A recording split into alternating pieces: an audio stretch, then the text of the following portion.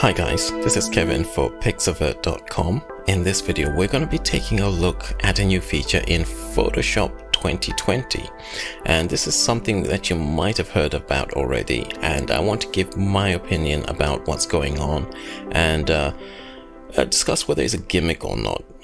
And the short answer is that it's not a gimmick. I think this is a very significant improvement in the technology. Now, just to make things easier for you guys, there will be some timestamps in the description on YouTube.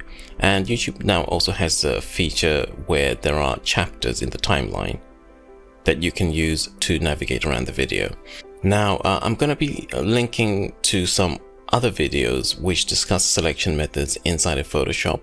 Those are going to be some older videos that I did from about 8 years ago.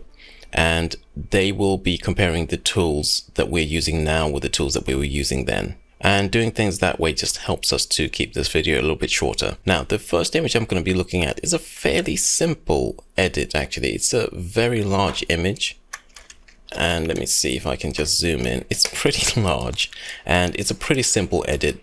The model is in focus whilst the background is out of focus, and that should make for a fairly easy selection.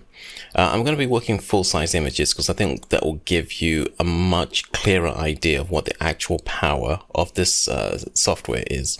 We've got the layer selected here. We can either go to properties and choose remove background or select subject.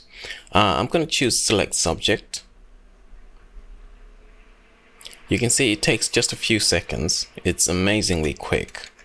And if I just zoom in, we can inspect the selection. And you can see with the marching ants there that it's actually a pretty good selection. It's generally spot on. There is an area here where the lace has not been selected, and there's an area here which hasn't been selected. And if we go up here, there's an area where the selection isn't quite as good as it should be. We're missing something of that jacket there. But if we zoom out, and if you're creating, let's say, a low resolution output image, this would actually look pretty good. I mean, you'd have to go in maybe down here and just fix a couple of things. Remove this spot here and fix that area there, but otherwise it's near perfect for most low resolution uses. We can go into select and mask inside the properties and then just smooth things out a little bit like this. Maybe add a bit of a feather, just a tiny feather like that, and maybe try to use the built-in features to fix areas like this here. So I can add this area in using the brush. So that was where Photoshop decided to just flake out and die on me. Thankfully, it's recovered most of the documents, so we're going to continue as before. We're going to use the select subject as we did before, and hopefully we'll be able to finish the demonstration this time. We'll go to select and mask. And there I'm going to try once again, just going to zoom in, and we'll try once again to add this little area here to the selection. Okay, so not having a huge amount of success. Maybe that's because I'm using the refine edge brush rather than the default brush. Let's go to the default brush and see if that's going to work. It's not what I wanted. So that's basically a part of the lace, and I think the best option would be just to remove this like that. So we're using the minus button with the main brush, the quick selection tool. We can come down here and going back to the add, we can try to add some of this boot and holding down Alt or Option. It really doesn't want to cooperate, does it? So I'll tell you what I'm going to do. I'm going to cancel out. And with this one, what I would do is just add a layer mask and then manually paint over the mask so that we fix all these areas here. But the selection is largely very good. And I think for quite a lot of low resolution uses, this will be just fine. For higher resolution images, it's possible that I would need to go in and really just fix things a little bit more using the paintbrush. So I'm just going to paint in white over there. And we could bring a little bit of this back. Like that. But you see the idea. It's a very effective technique for making quick selections. We could bring this back here. And let's go ahead and change the color. Get rid of that totally. I think people are not going to notice there's a part of the lace which is missing there. So this is it. It's very quick, takes a few seconds. It's maybe even takes a little bit longer to just refine the selection, but for the most part, the tool, the new select subject, did most of the work. Let's get rid of this totally. I don't want to keep that in case Photoshop wants to crash again. So this is from a tutorial that I did about 8 years ago. And in those days, the best option we had for making selections was the quick select tool. Now this tool allows us just to go over the object that we want to select like so. And in the video tutorial that I'm talking about, which I'll link to below, I just made a selection of the lady and the glass and the table. And it takes no more than a few seconds to get everything more or less selected. Now with that one, what I think I recommended in that video was that this sort of thing is easier if you use an image where the hair is not flying around, where there's a smooth boundary to the hair. And that was something that was necessary in the old days, just to make the selections a little bit easier. Just gonna try and select this glass here, part of the table, and holding down Alt or Option to remove parts of the selection that I don't want to keep. So you can tell it takes a couple of seconds, a couple of minutes to get this selection done, and it's a pretty good selection. With the new one, we just click on Select Subject, and it takes once again about 2 or 3 seconds. And what it does is that it really just hones in on the subject, on the human subject, and tries to ignore everything else. Down here you can tell that it's selected the reflection of the woman, and that's something we would have to fix, maybe using something like the rectangle marquee and just going like that and just remove that part there. But you can tell it really it seems to be able to identify the human within the photograph quite easily. What I'm going to do is to move on to the next one, which it's one where we have a very, very complex subject and a very complex selection that needs to be made. The hair is against a very complex background. This makes for a very, very, very difficult selection, and I demonstrated a very advanced technique which could be used to make a pretty decent selection. Now that technique can be done inside of Photoshop. It can also be done inside of Gimp, and it's a pretty advanced technique. You'd need to have a lot of skills to be able to pull it off. However, with the new technique, we can do this very, very quickly. We'll go to the select subject, and it's done. So it literally took a couple of seconds, and this is another really large image. So you can tell it's had some trouble here where it couldn't figure out whether this was foreground or background, and over here as well. It wasn't able to figure out this was the background. Now what we could do is to go into, we could add a layer mask, then we could, let me just switch these off, then we could go into select and mask, and then we could try to refine the selection using this interface here. Let's choose this button, this tool, and then just with the minus tool selected, we can remove, and with the plus tool we can add. So it just basically, you hold down Alt or Option to get the minus tool. This is a pretty difficult selection because you're working with a JPEG which has got quite a lot of JPEG artifacts in it, and you're not going to get a perfect selection in that sort of situation. But overall, this is a pretty decent selection, and it's one that I could easily work with. We would have to go in here as well and just do some something like that. But basically it's done most of the work, and this is a very, very complex selection. We can use the refine edge to go in, and here we can just clean up like this.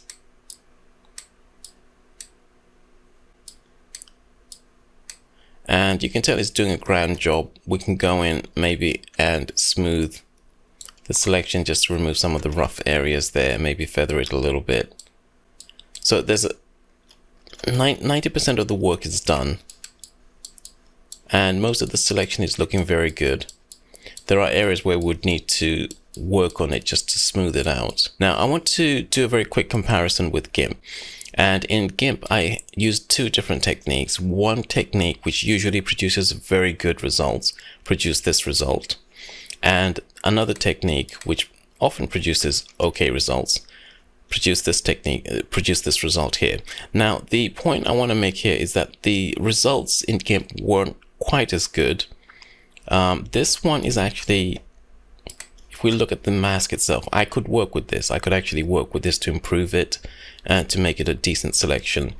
This one uses the Foreground select tool in Gimp, and this one uses a plugin. And clearly this one wasn't very successful, but normally this one gives very good results. So if you're working with very complex selections, Photoshop's new technique actually works really well with those, and I'm extremely impressed. I mean, this kind of intelligence is really quite incredible in software. What I also want to show is that with this kind of selection where it's not perfect, you can actually put it to use, and that's exactly what I did. This is a simple design that I came up with using a combination of this mask from Gimp and this mask from Photoshop, and you can tell I got some fairly interesting design there, using some of the features in Gimp and mainly some of the features in Photoshop. So although I like to do comparisons between Gimp and Photoshop, it's not like this is a competition where one has to win. You can use both of them. Sometimes this kind of not very good selection, you can apply certain uses to it where it blends the foreground and background in interesting ways. But the other thing I wanted to mention here is the kind of technology that Adobe are using. And I'm actually going to read from their release. What they say is that with the new algorithm, we added even more brain power to first detect the type of object you are selecting and then apply new specialized selection techniques per the needs of the content. So it identifies that there's a human inside the photograph, and it then goes ahead and selects based on the fact that there's a human in the photograph. Doesn't matter that the human is kind of like in a weird, awkward pose. And the second part of the improvement is they say that it's really going to target the hair to make the hair better selected than before. And if we go to the layer mask, you can see that we've got this kind of interesting translucency going on, where some parts of the image are fully selected, some parts of the image are not selected at all, and then we've got this sort of translucency going on where it fades into the background. This is great, but obviously where you've got a poor quality JPEG, a very compressed JPEG, you can end up with JPEG artifacting like this, and that can affect the selection in a negative way. Something we didn't have a problem with the previous selection method, which was a bit more robust in this kind of situation. So there's largely a positive impact to the new technology, but sometimes it does produce flaky results like this here. And that's the kind of thing that we find also with Gimp. Sometimes Gimp just goes a little bit flaky and doesn't produce a good selection. But like I say, I was able to work with the selection to produce something which I thought was pretty decent for a few minutes work.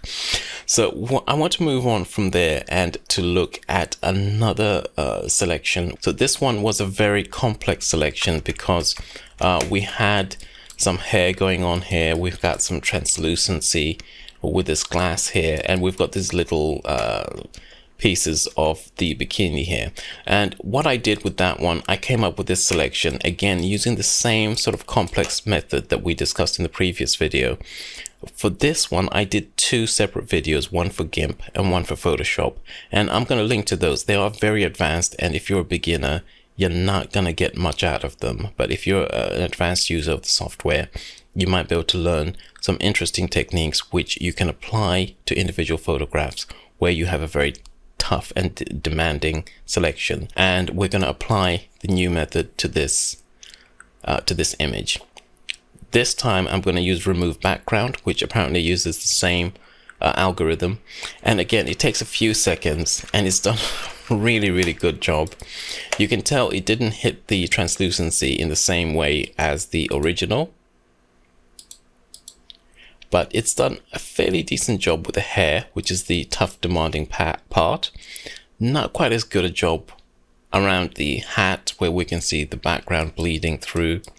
But with the sort of intricate parts of the bikini there, it's done an okay job. There are some areas where we've got some white where there shouldn't be, and a bit here as well. So we've got areas where stuff was kept in which should have been removed. But otherwise, I would say for a few seconds work, literally clicking a button, this is a very good result. Now, if you watched one of my comparison videos where we compare Gimp and Photoshop, this is one of the images that I used. This is one area where Gimp really did seem to outperform. What we'll do is to compare it now with select subject.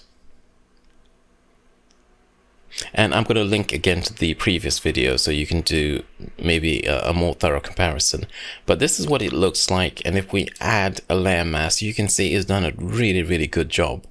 This is a lot better than the previous algorithm for Photoshop, and I would say it's either better than Gimp or it's beginning to be at least as good as Gimp for this sort of complex selection. Let me just paint in a little bit there where it missed out some of her face. And over here, it just, for whatever reason, it wasn't sure whether that was foreground or background. That was definitely foreground. So this is a really good selection for, again, just a few seconds work. Finally, what I want to do is to use the new technique on these two images. Now, I haven't actually tested the technique on these two, so it's going to be the first time I see the results. It has been trained, so it should recognize that this is part of what we want to select, everything here. And here, I wanted to see if it was clever enough to tell the model is separate from this thing that's surrounding her. This is not a part of her clothing. This is something different. Let's go ahead and test it. We'll start off with this image here.